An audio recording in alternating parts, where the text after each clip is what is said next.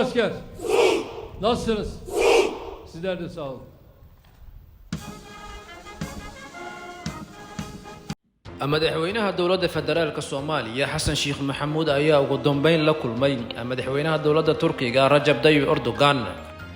Xasan Sheikh Maxamuud ayaa maalmahanba ku sugnaa wadankaas iyo Turkiga halkaas uu sugayay la kulanka madaxweynaha Turkiga Rajab Tayyip Erdogan. madaxweynaha ayaa lagu soo dhaweeyay soo dhaweyn uu sareeyo habmaamuuskeedu laguna galbiyay fardo gawaari heesaha calanka Soomaaliya heesaha calanka Turkiga hadalla aad u macmacaan oo ka turjumaya walaaltinimada ka dhaxaysa Soomaaliya iyo Turkiga. madaxweynaha ayaa loo soo galbiyay qasriga madaxtooyada fardaha cadcad oo horkacaya fardaha madmadow oo ka turjumaysa walaaltinimo iyo wadan ay ka dhaxayso saaxiibtinimo qaali ah wadanka Turkiga. madaxweynaha dowladda federaalka Soomaaliya Xasan Sheikh Maxamuud ayaa la filayaa in dhigiisa wadankaasi Turkiga Rajab Tayyip Erdogan ay waxa ugu muhiimsan ay ka wada hadli doonaan ay noqon doonto khilaafka ba'an ee maalmahan soo dhexgalay kadib markii dowladda Masar ay basaastay xerada ciidamada lagu tababaro ee Turkisom ay ku leeyihiin Turkigu magaalada Muqdisho.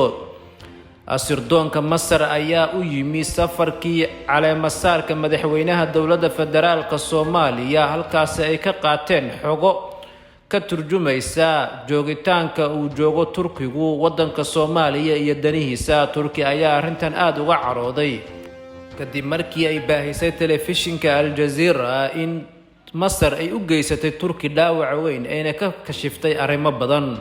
madaxweynaha Soomaaliya ayaa kulankan si degdeg ah ku aaday una gooyay shirar badan oo muhiim ah oo ka mid yahay shirka IGAD.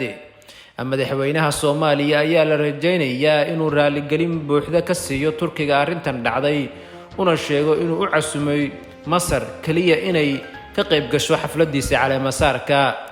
madaxweynaha ayaa sidoo kale la rajaynayaa in dowladda Turkiga uu ka dalbado taageero badan oo la xiriirta tababarka ciidamada xoogga dalka Soomaaliyeed oo Turkigu awalba markii hore gacanta ku hayeen. haddase ayaa la filayaa Xasan Sheikh Maxamuud inuu ka dalbado inay kor u qaadaan Turkigu soo saaridda ciidamo xoog leh. sidoo kale Turkiga ayaa Soomaaliya weydiin doona su'aalo la xiriira kadib safarkii madaxweyne Xasan Sheikh Maxamuud uu ku aaday Imaaraadka. dowladda Imaaraadka Carabta ayaa ka dalbatay inay kontaroosho aeroboortka magaalada Muqdisho oo hadda gacanta ku hayo Turkigu. Xasan Sheikh Maxamuud ayaa arrintan hoos u dhigi doona madaxweyne Rajab Tayyip Erdogan. hase ahaatee Turkiga ayaan arrintan yeeli doonin maadaama uu kharash badan ka galay dhisidda aeroboortka Aadan Cabdulle Cusmaan ee magaalada Muqdisho. madaxweyne Rajab Tayyip Erdogan ayaa qudhiisu xariga ka jaray aeroboorkaasi iyadoo markaas uu xilka hayo madaxweyne Xasan Sheikh Maxamuud 6 sano ka hor. labada mas'uul ayaa la fili doonaa maalmaha soo socda inay soo saaraan war-saxaafadeed. haatanna daawadayaal ku raaxaysta heesta calanka Soomaaliya oo laga shidayo qasriga madaxtooyada Turkiga.